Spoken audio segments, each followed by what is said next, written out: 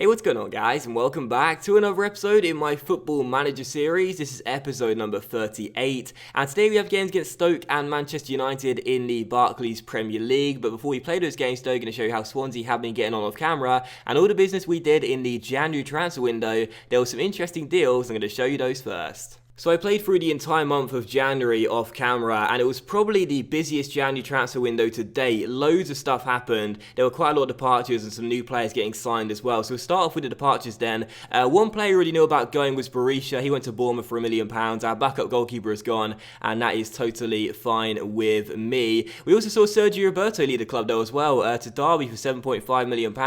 Now, of course, the former Barcelona midfielder was signed to Swansea for £12 million way back in the day on a 70 grand a week contract, but he started off okay but didn't really do too well in this last season for us. So because of that, I thought it might be a good idea to cash in on him and get some money for him, as his contract was due to run down at the end of next year, and on 70 grand a week I'm not sure he was worth that kind of money. So Derby came in with a £7.5 million bid. I'll be honest, we probably could have got £7.5 million. Yeah, we probably could have got a little bit more than that, to be honest, for him, because he's a good player, and you can see at Derby he's already had a good start there as well. His valuation shot up to 11.25 million now, but I made a big error with him. I could have sold him in the summer transfer window. I didn't tell you this, but I could have sold him in the summer transfer window back to Barcelona for £16 million. Decided against it, and that was of course a big error because he didn't really use him that much this season, and in the end got far less for him. But either way, Roberto's gone, and that's totally fine with me. We saw a couple of other players leave as well you wouldn't know too much about. Sherry Edwards went back on out on loan to Northampton, one of our only decent prospects, but nothing too special. And also Stephen Kinsey went to Eastleigh, just a random squad player there. But Daniel James went to Sheffield Wednesday, 500 grand. You might know about this guy.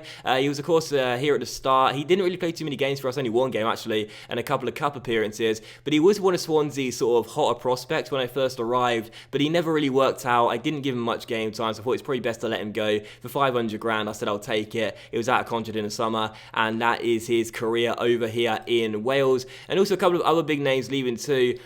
First, Andreas Pereira going to Levante on a season-long loan, also getting 20 grand a month from him as well. Wasn't getting much game time here, so I decided to loan the guy out, and that is totally fine with me. And also John Brooks has left the club as well to West Brom. The American centre-half has gone for £6 million, with clauses it could get to £8 million. And yeah, he's gone, and he's not a bad player, Brooks. He's always done pretty well for us whenever he's been called upon, but he's never held down a first-team place. His contract was up at the end of next year, and I just decided it might be a good idea to let him go and be a first-team footballer elsewhere, because he wasn't putting in amazing shifts. He was alright, he was a good squad player, a good cover defender, but I thought we could do better, and we did indeed let him go. So those are all the departures, and we've also signed quite a few players as well, so let me show you those too. And so as we take a look at the new signings for Swansea then, 5 new players have arrived here in January, and we'll start off with the guy you guys already knew about. Josep Maria Mais, who you guys saw a couple episodes ago, has joined here from Barcelona for £7.5 million. I did ask you guys for a nickname for this guy as well, and there were some really good comments, some really good suggestions. I like Pep and I like Josep, which were the two sort of common ones that I saw, but also a few others that I liked were the Chosen One, the Prophet, Las Cuerdas, which apparently means the strings in Spanish. There were some good suggestions, and thank you for those. I'm not sure which one I'll go with, so in today's episode, guys, I'll let you choose between 5: Pep, Josep, the Chosen One, the Prophet, or Las Cuerdas. I like all 5 of those, but still, Josep for the time being has come in, and I must say, what a signing this guy is going to prove to be. I'm not entirely sure how much first-team football he'll get in his first season, because I don't want to disrupt the current team chemistry we have, and our midfield, the 4 midfielders, Sisto, Mahrez, Redmond, and Bentke are all doing a really good job right now, but he's come in and already looked really good. 2 assists in his first 5 games, average rating of 7.7. I mean, he's looking like a beast already, and he's just going to prove to be an absolute wonder kid and a complete bargain for £7.5 million. So Josep is in, you guys already know about him, and you'll be seeing an awful lot of him throughout the entire series. But what nickname should we give him? Josep, Pep, the Chosen One, the Prophet, or Las Cuerdas? Let me know in the comment section down below. And the second signing I've made is Daniela De Rossi of Roma. summer. And is there any point in even telling you why I've signed this guy? You know exactly why I've signed this guy. He's going to tutor Sam Redmond as soon as Mascherano is done. So with Mascherano and Xabi Alonso, the second they came in, they started tutoring Sam Redmond. De Rossi's allowed a night's sleep first. He's allowed a few nights before the tutoring ends, and then he'll get to work with Sam Redmond. But yeah, De Rossi's come in literally just to tutor Sam Redmond. His mentals are amazing. I am a little bit worried that Redmond's work rate will drop down a stat. I'll show you Redmond in a moment's time if I remember. But either way, De Rossi's come in, and he's just a player who will be here until the summer, and then he'll probably end up retiring. So yeah, De Rossi comes in for one reason only, to tutor Sam Redmond, and that's about it. Oh, and he costs 300k as well. And the third signing I've made is a new backup goalkeeper for Timo Horn. His name is Billy Mitchell, and he's arrived from Arsenal on a loan deal until the end of the season. Now, he's 20 years old. He's got some decent stats to begin with at his age as well.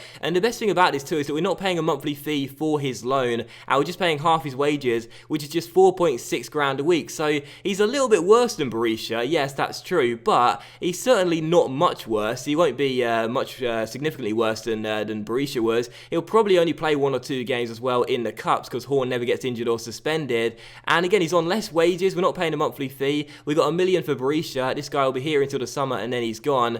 And to me, he doesn't need to be registered either. To me, this is a pretty decent deal, to be honest. He'll just play understudy to Timo Horn, not really do anything for us, but be peace of mind. And yeah, to sell Berisha for £1 million, then bring this guy in as well on loan till the end of the season and not pay a monthly fee, just saving the cash and not really having anything go wrong. So Mitchell comes in on loan and I'll take it. And the penultimate of the 5 signings I've made is this guy right here, Michael Franke, an Austrian centre-back who's coming from Porto for £6 million, so around what John Brooks was sold for as well. Now, this happened basically at the exact same time as Brooks was going to West Brom, and I thought to myself, if we lose John Brooks, we'll want another centre-back to come in and be cover for us, another third-choice centre-half, and I wanted a like-for-like replacement, and this is about as like-for-like as you can get. Like, he's 6'4", just like Brooks is. He's strong, physically he's pretty decent, mentally not terrible, and he's only 22 years old as well, and technically he looks pretty decent too. So Franke comes in, and he's had a pretty decent start to his career here in Wales as well. Only 2 games so far, but in both games didn't really put a foot wrong.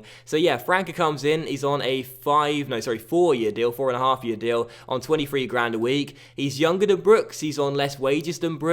He may not have much potential, which is a little bit of a shame, but for peace of mind, he knows his role as a rotation player. I think it's a pretty smart signing, and again, he's literally the exact same player as Brooks, just a few years younger. So Franke comes in, and I think that's a pretty decent signing. And as we move into the 5th and final signing, I just want to tell you guys right now, this happened on deadline day, and I am absolutely delighted to bring this guy in. Now, he's here on loan, and it wasn't necessary. It's an expensive loan deal as well due to the monthly fees, but I'll just come out and say it. I'm really excited for this guy to return to Swansea. He's been here before. You know who he is. I'm delighted he's back here in Wales. Take a look. It's Julian Brandt. Julian Brandt is back at Swansea. How about this? Now, Brandt, of course, came in a few years ago from Bayer Leverkusen on the cheap. He came for £3.3 million.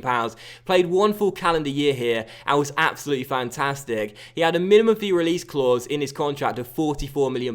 Real Madrid came in a year after we signed him, took him to the Bernabeu, but it just hasn't worked out for him in Madrid. He hasn't had much game time in this season, only 9 appearances in the league and all coming off the bench. He was on the loan list, I put in an offer, and the German winger is back at Swansea. What a signing this is. Unfortunately, it is a pretty expensive loan deal. We're paying £375,000 a month, plus 29 grand a week for his wages too, but even though we don't exactly need him, I'm still delighted to get him back because of course we all know about Julian Brandt. We know how good this guy was back in the day. For the year he was here, he was just absolutely phenomenal. Look at the average rating right there, and to get him back here in Wales, I am just delighted. So Brandt is back, he's coming home, he is home really, and hopefully, despite there being no permanent fee come the end of this loan deal, no future fee, next season possibly, we can put in a bid and convince him to stay for the long term. So yeah, Brandt is back. What a signing. We may not have needed him, but I'm sure now, I'm so confident, I'm just going to come out and say it right now,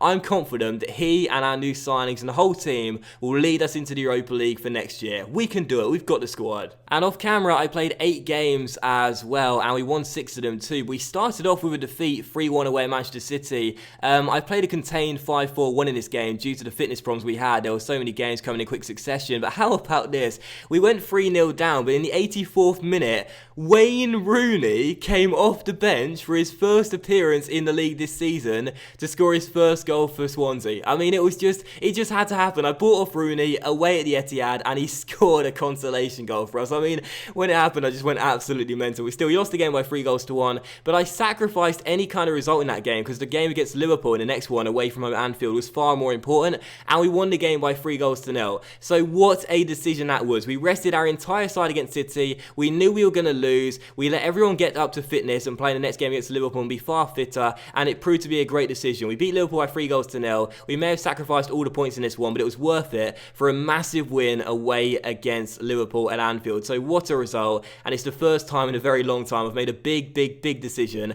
and it proved to work out for us. Still, following that, we beat Wickham by 2-1 in the FA Cup third round. Not a very convincing win by 2-1, but either way, we got the win. That's the most important thing. Callum Wilson scored a late winner for us. Then we beat QPR by 2-0 in the league. Then we lost to Norwich 2-1 away. Bit of a shame. John Ruddy was on fire in that game. Sorry, not John Ruddy. Joe Hart, even who signed for Norwich now, was on fire in that game. And then we beat West Ham by 3-1 as well. And then we beat Southampton by 3-0. And then the last game against Ipswich in the FA Cup fourth round, just like against Wickham, playing lower league opposition, should have got the win pretty comfortably. Instead, once again required Callum Wilson to save us with a 91st minute winner and send us through to the 5th round, where we'll take on either Rochdale or Oldham Athletics. We've got a pretty comfortable draw here in the FA Cup and doing quite well in this competition. And Callum Wilson as well. So many late winners he scores for us, or late equalisers. The guy should be renamed Callum Clutch Wilson, I tell you. But still, in today's episode, we've got Stoke and Manchester United, and in the Premier League, as you can see right now, we're in 5th place with 14 games to go. We've got 44 points, with 5 points clear of Derby and 6 clear of West Brom, who are in 6th and 7th, and only behind Chelsea in 4th on goal difference. So I'm targeting the Europa League. I'm not going to say it, but Champions League, Swansea, not going to say anything, but you never know. Either way, in today's episode, we got Stoke and Arsenal. Can we get 2 big results here? Stoke and Manchester United, sorry. Can we get 2 big results here? Let's find out. And as we come into the first game of today's episode, then we do indeed take on Stoke City here at the Liberty Stadium. Sticking with the 4-4-2 you guys are all too familiar with. I did really comment a couple episodes ago from someone saying I should hire my defensive line. I kind of like it on slightly deeper though, so for the time being I'll stick with it on deeper, but I do appreciate your suggestion regardless, and if things aren't working out well, we might end up changing that. But still, these are the tactics and this is the team. Timo Horn starts in goal, back four of George, Marlon Vezo and Hugo Mayo. In midfield we have Sisto on the left, Mahrez on the right, and in the middle Sam Redmond and Rodrigo Bentancur. Up top together Gabriel Barbosa and Gianluca Esposito, and on the bench we have Billy Mitchell, Michael Franca, Ben Davies, Josep Maria Meister, or as we might call him something else from the next episode onwards, Gylfi Sigurdsson, Julian Brandt and Callum Wilson. So here we go then, first game of today's episode. We have Stoke City. Can we get the win? Let's hope so. And I've got a feeling today's episode might be a little bit too long as well, so I apologise for that if it drags on a little bit. Hopefully it won't, but still, here's Barbosa, who could have been through and was through to make it 1-0. But his finish was really poor and it went harmlessly wide of the post. That was a great chance there, but Gabby goal couldn't find the back of the net. So that was not a good first half from us. We only created one chance and Barbosa should have scored it. Instead couldn't hit the target. So at half time I'm going to go assertive and I'm going to tell them I'm not happy with the performance out there. That should fire them up. There we go. So second half to come. Can we get ourselves in front? What I'm going to do as well is, because Stoke City, I've noticed, are really tired right now. Their side is very tired, fatigued. That's just the easy way of saying it. What I'm going to do is going to higher the tempo. I'm going to play a little bit wider as well, stretch the play out a little bit and try and exploit that if we can. Keep on shorter passing for the time being though, but try and exploit the flanks and go down the sides of the pitch, see if that'll work. Probably not, but you never know.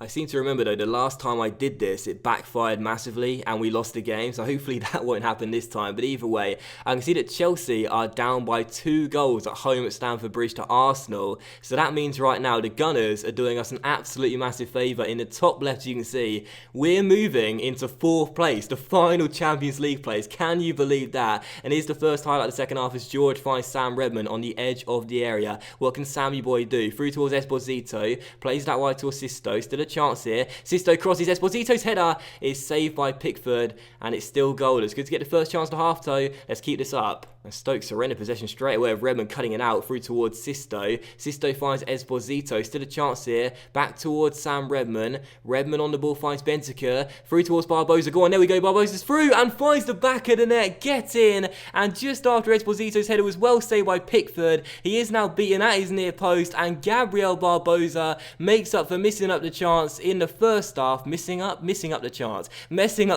the first half by scoring one here 6 minutes after the restart. Redmond to Bentancur. He gets so many hockey assists, Sam Redmond. Bentancur through towards Barbosa, and Barbosa with the finish. 1-0 Swansea, our top scorers, off the mark today, and we take the lead, and as things stand, we'll be going 3 points clear of Chelsea. How about this? Oh, no, Barbosa's just got an injury. No, Barbosa's going to have to get taken off the pitch. How about this? He scored the goal that could win us this game. He's our top scorer this season, but Barbosa is coming off. No, this is a nightmare, absolute nightmare. He signed a contract as well in January. Not sure if I showed you that. I don't think I did, but either way, Wilson's coming on for Barbosa. Oh, this is a nightmare. This is like the one player we can't afford to see get injured. Barbosa is off. This is absolutely gutting. I know some of you guys have been saying previously that Barbosa wasn't doing too well for us, but ever since then he's been in really, really good form. We couldn't afford to see him get injured, and he has. We've done quite well with injuries this season, but sadly, that is not the player we wanted to see go down and have to get taken off, and because of that, Stoke may grow in confidence and could create a chance here with Mikel finding Menez down the right-hand side, plays it back towards Da Costa, through towards John Obi Mikel. What can they do here? Brannigan on the ball finds Juve, who takes it around Marlon and hits the post, off the post by Juve, and Vezo gets it away. What a chance for Stoke to get back on level terms, and the woodwork saves us. We've been the far better side in this game, so if we throw it away, I'll be absolutely gutted. But still, we lead by a goal to nil. But can Stoke get back on level terms? Well, Marlon's missed the interception, and Juve could be through again, and he's found the back of the net this time. Oh, this is disaster. Juve is surely going to rescue a point for Stoke. They've done virtually nothing over those two chances. Just a long ball by Mikel. Marlon caught out, and Vezo couldn't recover. Barbosa's injured. Oh, everything started off so well in this second half. Now we're back on level terms. Gutted. One final chance possibly as Bentancur finds Mayo here, down the right side, cross to the far post. Wilson, I want to say my Pickford, but he turns in the rebound. He's done it again. Callum Wilson has scored another winner in stoppage time and made it 2-1. How about this? Callum Clutch Wilson has done it again. Mayo with the cross. His first shot was brilliantly stopped by Pickford. What a save. But he pounced on the rebound, put it into the back of the net, and has won us the game yet again. Swansea 2, Stoke 1. I don't believe it. This guy literally comes alive when he sees the ball go up for the additional minutes. Unbelievable. Swansea 2, Stoke 1. And we claim all 3 points at the death. I don't believe this. Callum Wilson is just a player that knows how to get it done when it matters most. It's absolutely crazy, but the guy is just so good at coming up big when it really matters. Wins us the game in stoppage time. Great ball by Mayo as well, should be said. And we claim all 3 points, with Chelsea getting thrashed by Arsenal at Stamford Bridge. How about that? That means now we move into 4th place and are 3 points clear of Chelsea and have the better goal difference record as well. We're 6 points clear of West Brom, 7 points clear of Derby, and a whopping 8 points clear of Arsenal in 8th place. I've got to say right now, if we don't qualify for the Europa League next year, this will go down as the biggest choke of all time from me. And, you know, we lost to Bolton in the Capital One Cup final in Season 1. So, come on Swansea, what a massive result. Oh, that was incredible. But here's the big news. How long is Gabriel Barbosa injured for? Let's find out. It's a 5 to 6 week injury. No, Gabby. What a shame. That is absolutely massive. A sprained ankle for Barbosa. We'll go ahead and tell him to focus on his recovery and he'll be okay with that. Oh man, that is gutting. Gabriel Barbosa out for 5 to 6 weeks. He did score in that game, the first goal as well. He's been our top scorer this season. He did get rewarded with a new contract in January as well. He's now wrapped up until 2024 on 95 grand a week. Was it January? Did it happen in the last episode? No, it happened in January, didn't it? So you guys didn't see this. But either way, Barbosa injured for 5 to 6 weeks. Absolutely gutting. But Callum Clutch Wilson will step up and hopefully deliver. But this time from starting and not coming off the bench. And I'm going to go ahead and terminate Xabi Alonso's contract as well. I just asked him if he'd like to be a player coach here. And he said, yeah, so his wage got significantly reduced to 4.3 grand a week, but I didn't realise how bad his staff attributes are, like literally barely anything other than the mental side. So yeah, going to terminate Xabi Alonso's contract for 30 grand, and goodbye Xabi, thanks for tutoring Sam Redmond, and that's all he bought you for really, so now that's done, you can go. How important a role will Xabi Alonso play after signing his new contract at the age of 38? Well, not a very big one, because he's just had his contract terminated, bruv. And so as we come into the second game of today's episode, then we do indeed take on Manchester United away at Old Trafford. We are sticking with the 4-4-2 for this game, but there is one change in personnel due to the injury, of course. So Timo Horn starts in goal, back four of George, Marlon, Ruben Vezo and Hugo Mayo. In midfield we have Sisto on left, Mahrez on the right, and in the middle Sam Redmond and Rodrigo Bentancur. And up top Esposito is supporting Callum Wilson, who steps in for the injured Gabriel Barbosa. On the bench we have Mitchell, Franca, Davies, JWM, Gylfi Sigurdsson, Julian Brandt and Wayne Rooney. And how about this? Rooney on the bench today. He came off the bench to score at the Etihad. Can he come off the bench to score the winner or an equaliser against United away at Old Trafford? Well, that would be magical. Either way, second game of the episode against the league leaders Manchester United. If we win this game, we cut the gap at the top of the table between us and United to 6 points. So yeah, let's go for it. Let's see if we can get the 3 points in this game, but I'll take a draw. Come on, Swansea, let's get another big result here. So first highlight of the game, and encouragingly, it comes to Swansea with George receiving the ball and playing it inside towards Bentancur, and the Uruguayan finds Esposito, takes it round Laporta, and still Esposito on the ball. He's tackled, but it'll fall towards Wilson, and George finds Esposito. Still a chance here. Here's Bentancur through towards Esposito, on the ball, takes it round his man, and De Gea makes the save and turns the shot behind for a corner. Great chance for the Italian stallion, but De Gea with a big saves, and it's still 0-0. But Mahrez crosses the ball in there, and Wilson heads it in. What a start! Callum Wilson makes it 1-0, and we've taken the lead. We just had a corner. United dealt with it, played it back towards Mahrez, who floated it into the far post, and Callum Clutch Wilson has now scored at the start of the game instead of the end of the game. What a ball by Mahrez, and Wilson at the far post out jumps his man and finds the back of the net. I don't believe this. Manchester United 0, Swansea 1. Alright, calm it down, Dots, because we know what happens when we take the lead against a big team. But anyway, it's 1-0. What a start, and Wilson's done it again. Callum Wilson lives for the big occasions as Renato Sanchez hits the bar from that free kick, and we scramble it away. Oh my word, I can't believe this. We're a goal up here at Old Trafford. What a start. I feel like singing Train. Maybe this will be my year. This is incredible. We're a goal up away at Old Trafford, and miraculously, we look as though we'll hold on to it, at least until half time. Oh, for God's sake, Sisto. It is so important that Callum Wilson keeps on scoring goals, and it's so important I've signed Julian Brandt as well. We lost our top scorer, and of course Sisto's been our best player in terms of the average rating all season long, so thank God we got some good cover players. Here's a chance for United to get back on level terms though, of Yarmolenko down his left-hand side. He finds Renato Sanchez on the edge of the area, finds Darmian, the right back, through towards Januzaj, and the Belgian fires it wide. Unlucky son, still 1-0 Swansea. But here's another chance for United. He'll blint playing Januzaj here, down the left-hand side. Januzaj's cross is deflected, but only as far as Renato Sanchez, and Horn makes a great save, and George scrambles it away. Hasn't been at his best this season, Timo Horn, that's a good stop there, and we still lead by a goal. Come on, let's hang on to this. Mahrez with a brilliant ball out wide towards Julian Brandt here, down left-hand side, and Brandt takes around his man and finds Mace here, just inside the area. De Gea beats it away. It'll come towards Brandt, and it's a penalty. Lindelof takes down Brandt, and we've won ourselves a spot kick, and Callum Wilson can secure the points here. I don't believe it. 5 minutes to go, and we got a chance to wrap up the 3 points. Wilson scores. Get in. I don't believe it. No more counting down the hours. Callum Wilson converts the penalty and makes it 2-0. I don't believe it. De Gea goes the right way, but he can't keep it out. I'm genuinely speechless. We're going to win away at Old Trafford.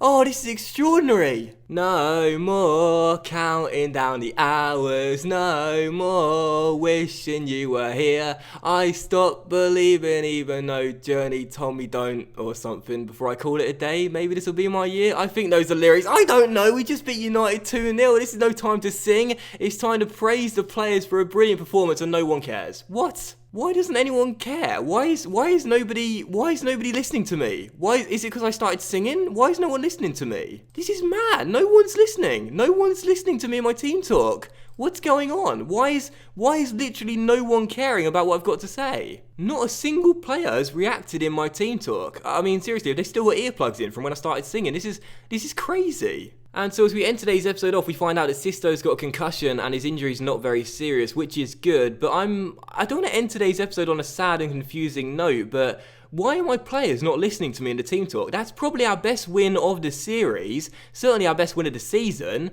But not a single one of them seemed happy with me praising them. That's a little bit worrying. But either way, we'll end today's episode off on a positive note. 12 games to go in the season, and quite a few teams do have a game on hand on us. But we're up to 3rd place in the table on a 4-game win streak. And we're only 6 points behind Manchester United, who lead the league. We're 3 points clear of Spurs in 4th. We're 6 points clear of Chelsea in 5th. And a whopping 9 points clear of Liverpool, Derby and West Brom in 6th, 7th and 8th, who all have 41 points. 12 games to go. Surely we're not going to throw this away now. We could end up finishing in the top 4 as well. Massive, massive results today. And I got to say, 12 games to go. I'm starting to feel like Swansea are now definitely on the rise, and European football will be mandatory from next season onwards. Massive, massive result there. What a win. What a great episode, despite the Barbosa and Sisto injuries. And that will end today's episode in my Football Manager series as well, guys. So a big thank you for watching. I really hope you have enjoyed it. I shall return with games against Chelsea and whoever our FA Cup 6th round opponents will be here on the 14th of March, because we play Rochdale or Oldham in the FA Cup 5th round. And I'll just come out and say it. If we don't get through this, I'll be extremely surprised. So I'm almost certain we're going to the 6th round. If we don't, then I'll come back with games against Chelsea and Brentford, but I'm pretty sure you'll see our game against Chelsea and then our FA Cup 6th round tie against whoever it will be. But thank you for watching the episode regardless, guys. I hope you have enjoyed it. If you have, then please do leave a like. Much love to you all. Have a fantastic evening. What a fantastic result, and I promise to never sing Train again. I'll see you for the next episode very soon.